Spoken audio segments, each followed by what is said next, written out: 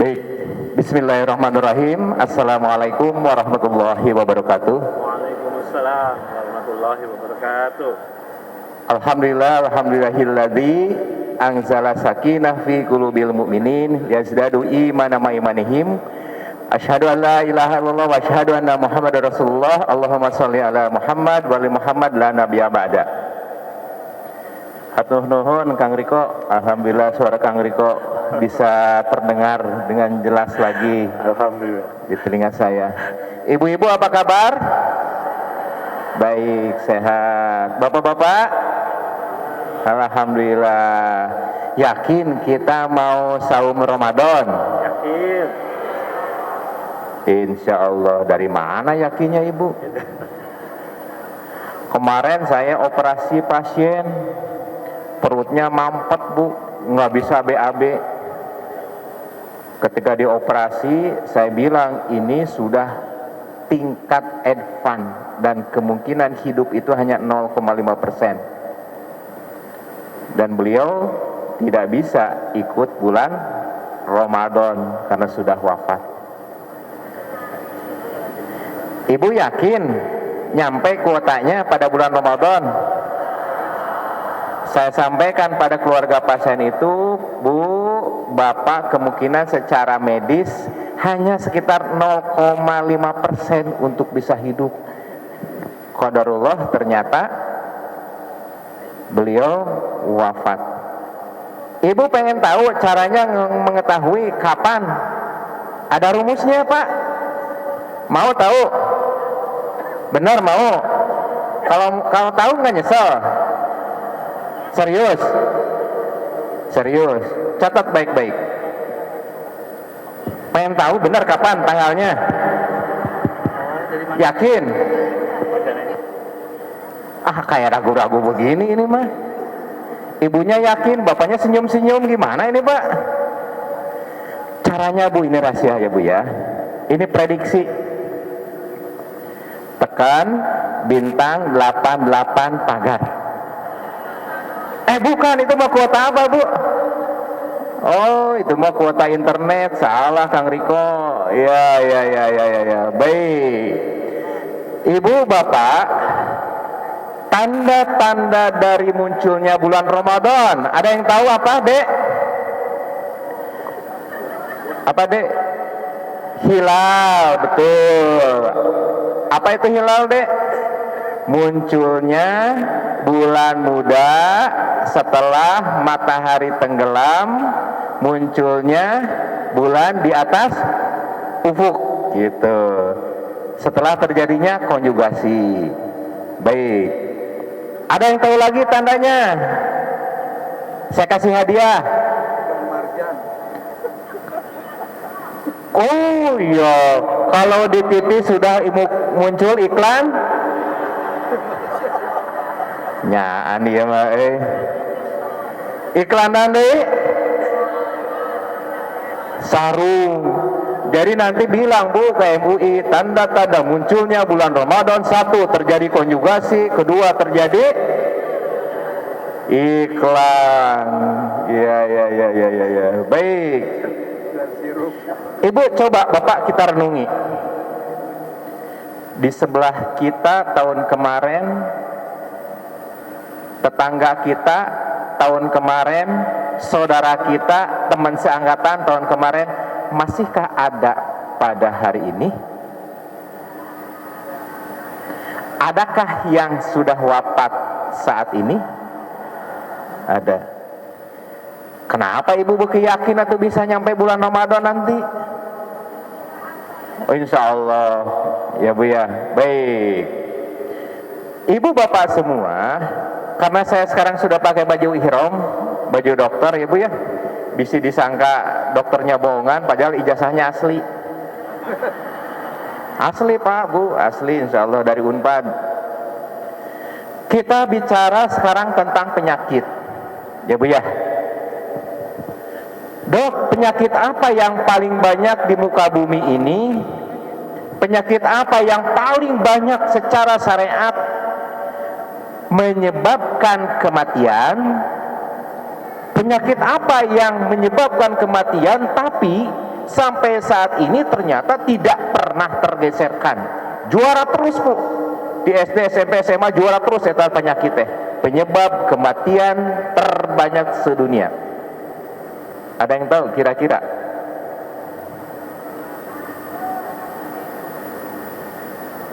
Naon Bu? Kurap, kudis. Dari penelitian Ibu Bapak semua, dari tahun 2017, 2018 saya ikuti terus, ternyata penyebab kematian tertinggi di muka bumi ini secara syariat adalah penyakit kardiovaskuler. Penyakit apa?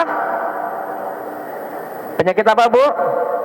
Kardiovaskuler. Penyakit apa aja itu? Penyakit stroke sama serangan jantung, mungkin entengnya seperti itu.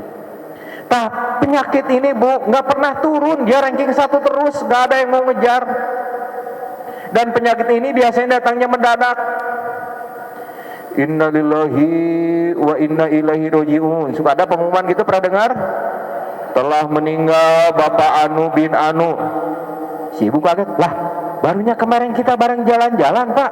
Hati-hati loh Bapak, kan kemarin barengan deketan. Innalillahi wa inna ilaihi raji'un. Telah wafat Ibu Anu bin Anu binti Anu. Kira-kira penyakit apa Bu? Kemarin baru barang belanja, kemarin baru barang pengajian. Sehat kemarin. Kira-kira penyakitnya apa Bu? Oh, itu komplikasi antara panu, ketombe, sama roromehin. Mungkin nggak? Bisa, lagi panu, roromehin, ketabrak busway. Artinya Ibu Bapak semua, ada problem di dunia ini tentang masalah kesehatan. Masalah leading cause of the death masih menjadi problem sampai saat ini. Ternyata Pak Bu, penyakit yang paling tinggi itu adalah stroke dan serangan jantung. Kira-kira stroke dan serangan jantung ada yang mau nggak di sini? Mana yang milih stroke, mana? Jantung atau jantung? Oh, kok saya ngacung sendiri? Jadi Bapak Ibu semua, ternyata penyebab penyakit jantung dan stroke itu kalau kita runut, Bu, Pak, dangukeun. Kan gak ada yang mau. Sepakat, gak ada yang mau kan? Yakin? Baik, saya coba taah satu persatu. Ternyata yang menyebabkan paling banyak menderita penyakit serangan jantung dan stroke, satu, darah tinggi. Ada yang punya darah tinggi di sini? 1, 2, 3, 4, 5, 88, 89, 93. Kata statistik Bu, yang darah tinggi di Indonesia ini kurang lebih 31 sampai 34%. Jadi kalau misalnya ada yang hadir di sini 300, berarti 100 darah tinggi. Ya kan Pak Bu? Yang kedua yang menyebabkan penyakit itu Bu, Pak, apakah stroke, apakah serangan jantung, yang menjadikan resiko terjadinya adalah diabetes. Ada yang punya gula? Masa di rumah nggak punya gula? Sekilo 2 kilo ada nggak? Ada. Ada yang punya diabetes. 1, 2, kita doakan mudah-mudahan sembuh ya. Dengan wasilahnya Ramadan ya. Nanti akan kita kaji bagaimana Ramadan bisa menurunkan kadar HbA1c, bagaimana Ramadan bisa menurunkan kadar gula darah puasa, gula darah sewaktu. Insya Allah datanya real, karena sudah dilakukan penelitian. Ya Bu, nanti ada.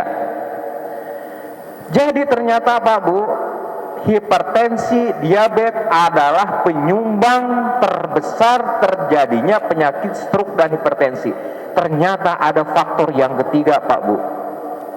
Ada yang tahu kira-kira? Faktor yang ketiga yang menyebabkan adanya stroke dan adanya darah tinggi dan adanya penyakit serangan jantung, ternyata kalau ini nggak bisa diukur Bu. Kalau darah tinggi bisa diukur tensinya berapa, kalau gula darah bisa dicetrek, diukur gula darahnya berapa. Ini pengaruhnya besar tapi nggak bisa diukur. Nggak ada alat pemeriksaannya. Ada yang tahu? 3 sekawan, adik kakak. Saya juga nggak tahu kakaknya yang mana, adiknya yang mana. yaitu stres, cemas, dan depresi. Aya di dia anu stres. Aya. Nggak ada alat ukur. Nyampe ke Glodok, kok beli alat ukur gula darah ada. Sekalian jangan alat ukur stres. Are maneh katanya. Ternyata stres, cemas, dan depresi itu adalah penyumbang ketiga terbanyak untuk munculnya penyakit serangan jantung. Pernah nggak Bu tiba-tiba mendengar kabar orang sehat secara fisik, orang bisa berbicara secara fisik, tiba-tiba meninggal karena apa? Karena dengar kabar ada yang nagih dari pinjol. Kira-kira tagihan itu apakah disuntikan? Enggak. Apakah tagihan itu masuk lewat pil? Enggak. Apakah tagihan itu bisa masuk lewat jalan infusan? Tidak. Tapi kenapa hasilnya instan banget? Tagih, plek, mati. Lewat mana? Lewat aspek hati. Jadi yang ketiga ini Bu, yang sering luput dari perhatian kita. Padahal berkali-kali alladzina amanu wa tatmainnu qulubuhum bizikrillah, ala bizikrillah tatmainnu qulub. Nggak sebagus Ustaz Muzamil ya, maaf ya, punten. Saya kan mantan Ustaz. Jadi Pak Bu, Allah mengingatkan tuh, alladzina amanu wa tatmainnu qulubuhum bizikrillah. Ditutup dari ayat tersebut, ala bizikrillah tatma'innul qulub. Sesungguhnya hanya dengan zikir hati itu menjadi tenteram. Nanti akan kita coba uraikan zikirnya seperti apa. Nah Bapak Ibu semua, ternyata banyak upaya-upaya yang telah dilakukan oleh para dokter untuk mengatasi penyakit stroke, untuk mengatasi penyakit serangan jantung. Kurang lebih sampai saat ini dunia ini saya catat Bu, antara 1000 sampai 2000 jenis obat untuk mengatasi masalah-masalah tadi. Kurang lebih dari 40 pemeriksaan yang canggih, dari mulai tensimeter, dari mulai alat ukur gula sampai CT scan dan sebagainya. Ada yang namanya digambar jantungnya Bu lewat CT angiografi dan lain sebagainya. Tapi ternyata apa hasilnya Bu? Apakah kejadian jantung itu naik apa turun? Kan ahlinya banyak. Profesor udah pada botak, rumah sakit udah pada canggih. Tapi ternyata kalau lihat dari datanya Bu, saya kumpulkan dari tahun 90, penyakit jantung tahun 1090 itu 112 juta. Apa yang terjadi 2021? Naik menjadi 254 juta. 2 kali lipat lebih. Ilmu makin tinggi, ahli makin banyak, pemeriksaan makin banyak, rumah sakit makin canggih. Kenapa angkanya makin meningkat? Satu lagi, stroke. Stroke juga sama Bu, tahun 1990 penderita stroke di Indonesia itu 54 juta. Tahun 2020 kira-kira berapa?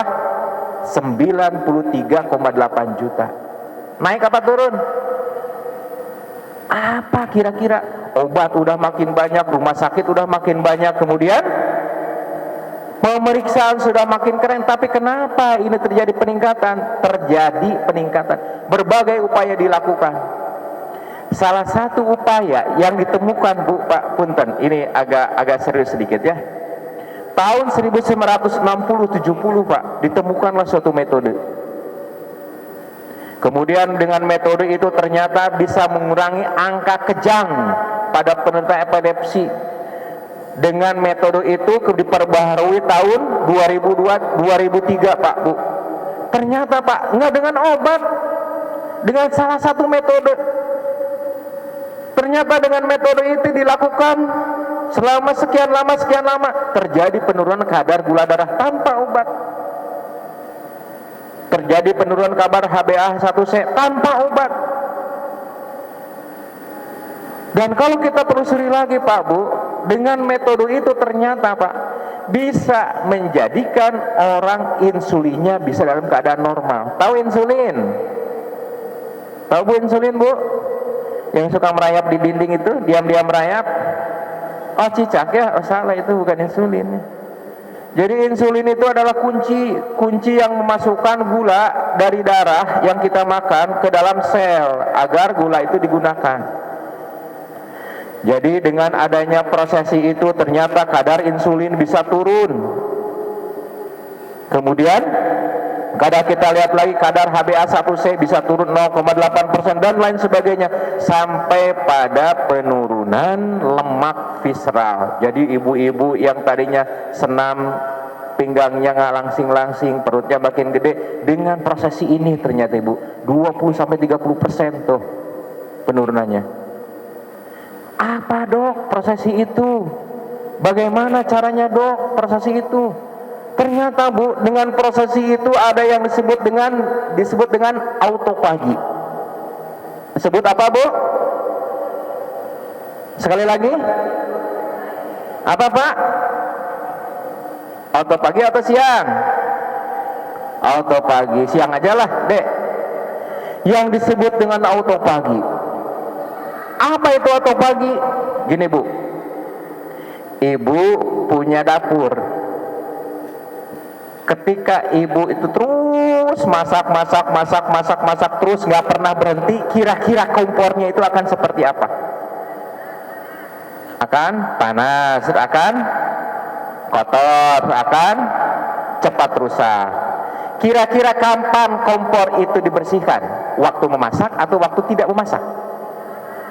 Jadi harus berhenti dulu masaknya baru dibersihkan. Nah, ternyata Pak, di dalam tubuh manusia ada proses yang disebut autofagi yang bisa membersihkan sel-sel rusak, bisa menggantikan gen-gen yang menyebabkan penuaan, diganti dengan hal-hal baru. Dok, kalau dengan penuaan dini bisa diperbaiki enggak dengan proses itu? Bisa. Dok, bisa enggak glowing gantiin skincare? Bisa. Pertanyaannya, dok, kalau gitu prosesi itu apa namanya? Terapi tanpa obat yang telah terbukti menurunkan kadar HbA1c, terapi tanpa obat yang telah terbukti menurunkan kejang, terapi yang telah terbukti secara ilmiah bisa menurunkan kejadian hipertensi dan secara nyata bisa menurunkan kejadian serangan stroke dan serangan jantung. Ada yang mau tahu? Atau ada yang tahu? Prosesi itu disebut dengan intermittent fasting. Oh, eta bulan gitu aja bu. Intermittent fasting. Prosesi ini sudah berlangsung dari tahun 1970, jauh sebelum saya lahir, jauh sebelum adik-adik lahir. Ternyata bu, dengan intermittent fasting itu bisa menurunkan kadar insulin, bisa menurunkan kadar gula darah, bisa menurunkan kadar HbA1c, dan terakhir bisa menurunkan resiko terjadi serangan jantung dan serangan stroke. Ada yang mau?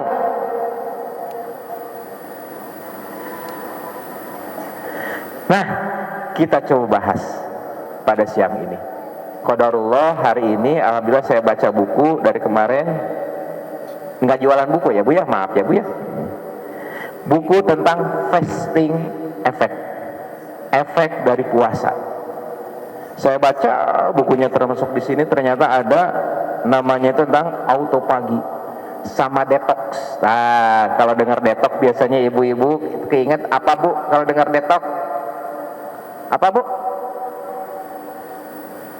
Ingat jus, ingat obat ya bu ya, ingat minuman, ingat jamu. Oke, di buku ini dibahas nanti apa itu detox sebetulnya.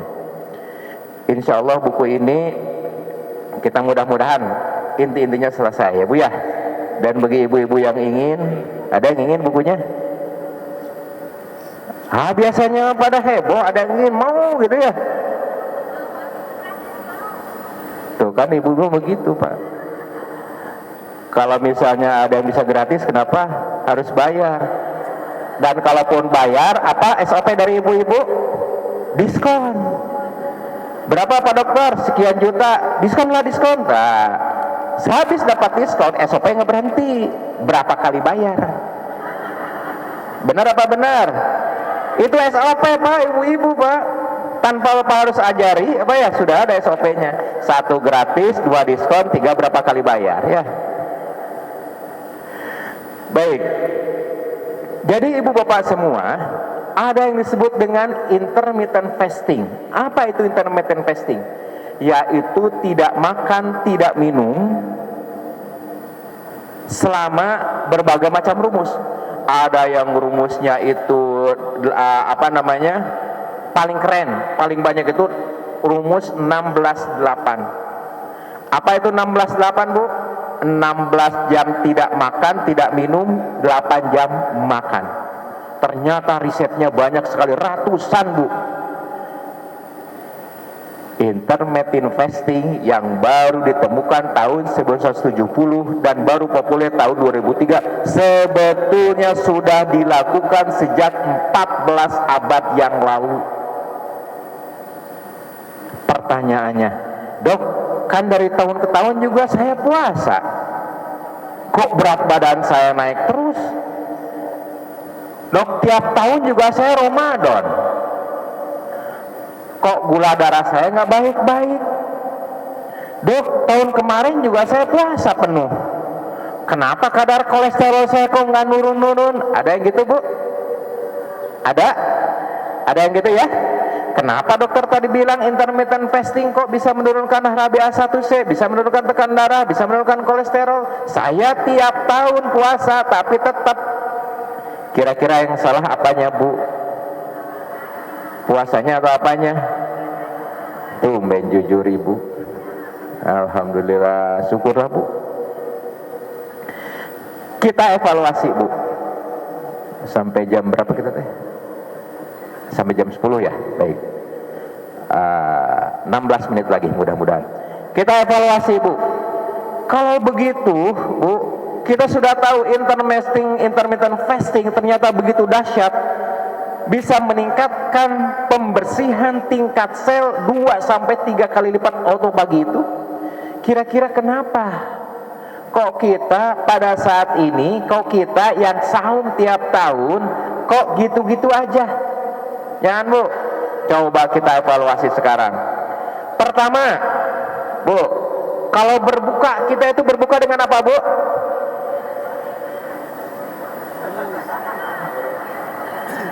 Apa Bu? Dengan teh manis, dengan yang manis. Yang manis ini maksudnya Bu? Dengan yang manis. Pak, dengan apa Pak berbuka Pak? Baik. Ada satu hoax yang terpelihara sampai saat ini dan terus berkelanjutan dan terus turun menurun. Berbukalah dengan yang manis. Pernah dengar? Bukan dengar lagi Dok, tiap buka puasa dengan kolak, dengan sirup MAR titik gitu Dok. Ibu coba cek, silahkan cari, apakah ada hadis yang menyatakan berbuka dengan yang manis? Kalau ada saya kasih hadiah buku ini gratis. Tidak ditemukan hadis yang mengatakan berbuka dengan yang manis Pak Bu. Coba kita lihat dalam salah satu hadisnya, kalau Rasulullah SAW yutfi qoblau absahu ala rutob, jadi yutfiru qobla asahu ala rutob, berbukalah sebelum sholat ala rutob. Rutob itu apa? Kurma yang masih segar ya. Fa'ilam taku rutob, kalau rutob tidak ada, apa alternatifnya? Fatumairot, apa itu? Kurma kering, tamar. Dilanjutkan dengan hadisnya Bu ya. Fa'ilam takum marot, fa'ilam takum tamar. Jadi jika tidak ada tamar, jika tidak ada kurma kering, apa lanjutannya? Minumlah walaupun beberapa teguk air. Cing, mana kata manis di sini? Nggak ada. Apalagi diganti dengan kolak, nggak ada. Coba kita cari Bu. Saya bikin studi ya Bu ya, ini kecil-kecilan. Nih Bu, saya membandingkan antara kolak dengan kurma. Nih, dengerin. Kalau kita lihat kolak dan kurma, ternyata kandungan 3 butir kurma itu kurang lebih 75 kilokalori dibandingkan dengan 1 mangkok kolak 380 kilokalori. Masya Allah. Eta baru pembuka bab 1. Allahu Akbar, Allahu Akbar, kolak. Jadi H-1 sudah rame. Nanti mau buka apa? Neng mau bukanya sama apa? Diceklis sama ibu satu-satu. Itu H-1 sebelum buka. 1 menit kolak sudah siap. 1 jam gorengan sudah matang. Menjelang adzan, asalamat 30 detik tehnya. Kok di Google mah jam segini, kok di masjid belum adzan juga. Coba pakai aplikasi. Itu Pak, prosesi ketika akan buka puasa di sana, apa yang terjadi? Terjadi apa Bu? Hidangan makanan bertebaran di sana, dari mulai gorengan, pisang, kolak, gehu dan lain sebagainya. Dan para tetangganya, sahabat-sahabat gehu kan ada apa aja Bu? Sahabat gehu teh? Ada bala-bala, ada cireng, ada cilok, apalagi basreng, otak-otak. Sahabat satu CS, satu grup WA ngumpul di meja ibu coba. Dalam rangka apa? Buka puasa. Dan prosesi sirup dan kolak itu rata-rata ada Pak. Karena apa? Mengamalkan hoax yang terpelihara, berbukalah dengan yang manis. Setelah dihitung Pak Bu, kalorinya ternyata rata-rata berbuka puasa itu rata-rata 350 kilokalori. Bandingkan dengan apa yang Rasulullah sabdakan kepada kita. Fayutfir qabla as-sabi ala rutob. Bukan yang manis, bukan gorengan, bukan bala-bala, bukan juga sirup. Artinya Pak Bu, begitu kita buka saja sudah terjadi kesalahan yang berjamaah dan turun-temurun. Jadi enak mah koreksi ya Bu ya, tobat ya Bu ya. Tidak ada gorengan. Oh maaf ya, pedagang gorengan punten bisa maaf ya. Aduh. Maaf yang apa iklan sirup MARJ titik-titik di TV, maaf ya. Jadi ternyata ini kesalahan pertama tuh Bu. Jadi Bu, punten, mulai Ramadan ini tidak ada prosesi buka puasa yang lebih dari 75 kilokalori. Tidak ada makanan kolak, tidak ada makanan yang manis dari gula. Kalau mau, makanlah kurma 3 biji sampai 7 biji. Itu kesalahan pertama. Kesalahan yang kedua Pak Bu, berapa menit lagi? 6 menit lagi ya. Kesalahan yang kedua Pak Bu adalah ternyata puasa itu bukan mengelola pola makan, tapi memindahkan waktu makan. Benar apa benar? Benar ya? Memindahkan waktu makan Pak Bu. Yang tadinya dimakan siang diganti makan maghrib, yang tadinya dimakan sore diganti makan malam. Jumlahnya eta-eta kene. Bahkan dalam sebuah penelitian Bu, nih saya sampaikan Bu ya, saya membandingkan antara hari tidak puasa dan hari puasa. Judulnya adalah hari puasa dan puasa balas dendam. Ini real Bu. Sarapan kalau pagi-pagi ya Bu ya, hari biasa 500 kilokalori. Kemudian makan siang 700 kilokalori. Ini kalau biasa. Kemudian makan malam 600, cemilan 200 kilokalori. Kalau puasa, buka puasa ternyata Bu, prosesi dari azan sampai itu isya sampai makan ternyata itu nyampe pada 1780 kilokalori. Total Pak Bu, puasa balas dendam ini kalau di luar bulan puasa rata-rata kita itu habis 2000 kilokalori, tapi pas bulan puasa ternyata 3230 kilokalori. Kumaha dek sehat ece, kumaha dek langsing Aden. Ngerti nggak? Ngerti. Kumaha dek sehat, gula dek turun akang. Biasa dengan 2000 ayeuna puasa teh lain ngurangan. Wah, ada terjemahan dalam bahasa Indonesia ada di sini nih. 2320 kalori. Artinya Bapak Ibu semua, puasa mendidik kita bukan mengalihkan pola makan, saum mendidik kita bukan ajang balas dendam, tapi saum yang dicontohkan oleh Rasulullah SAW justru adalah makan keseharian. Silahkan Ibu baca, Bapak cari hadisnya. Apa yang dikonsumsi beliau selama bulan Ramadan nyaris tidak ada bedanya dengan pada bulan biasa. Nyaris, Bu. Jadi silahkan Ibu cari hadisnya. Bagaimana kebiasaan Rasulullah makan pada bulan puasa? Nyaris itu tidak ada. Apakah dengan daging kambing, apakah dengan roti? Nyaris itu nggak ada. Artinya Pak Bu, pola makannya sama. Tidak balas dendam yang ada di sana. Jadi Bu, Pak, yang pertama adalah bagaimana kita mengubah masukan atau intake dari saum tadi, ya, supaya apa? Supaya bukan mengalihkan waktu makan, bukan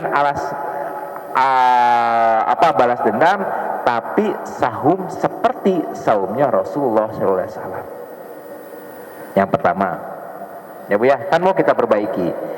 Yang kedua Ibu Bapak semua, kalau begitu apa yang harus diperbaiki lagi? Nih Pak Bu, perbaikilah ketika makan sahur. Perbaikilah ketika makan. Kira-kira kalau makan sahur sekarang apa aja menunya Bu, Pak? Nasi, kemudian lontong, terus sayur, terus telur, terus apa lagi?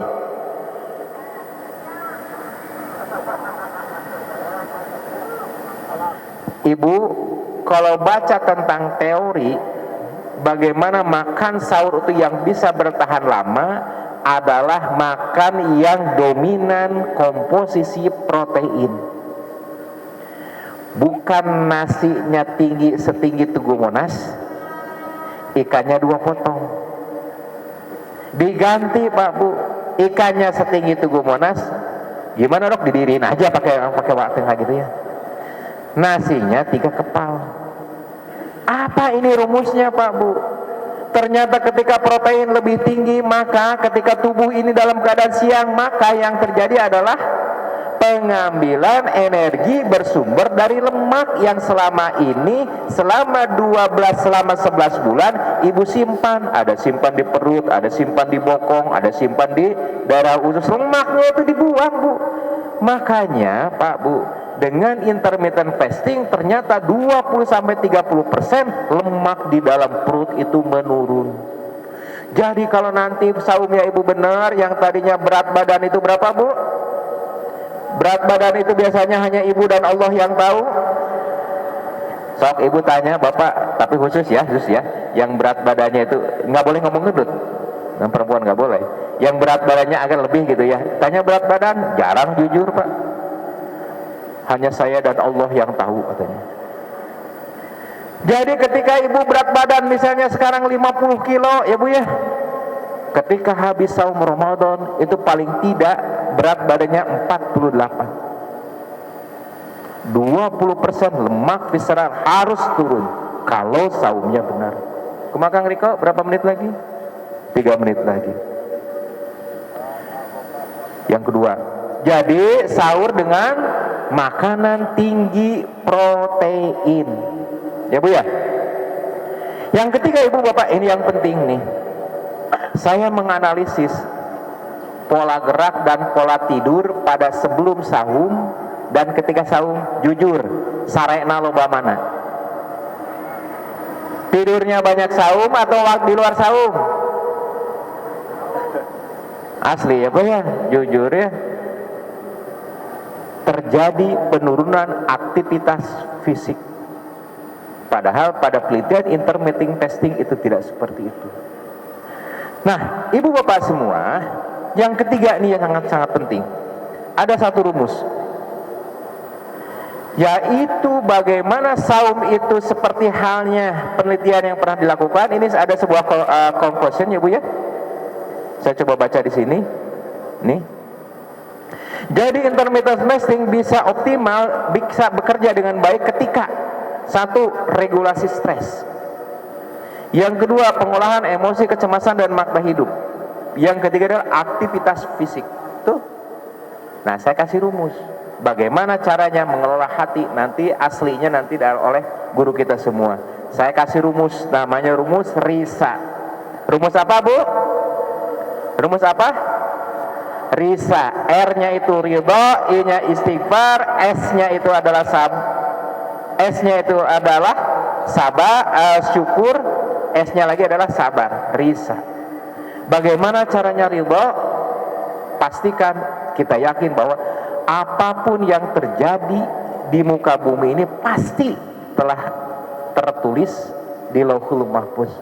Tak sehelai pun daun jatuh ke muka bumi pasti atas izin Allah. Rumus yang kedua, bagaimana cara cepat ridho?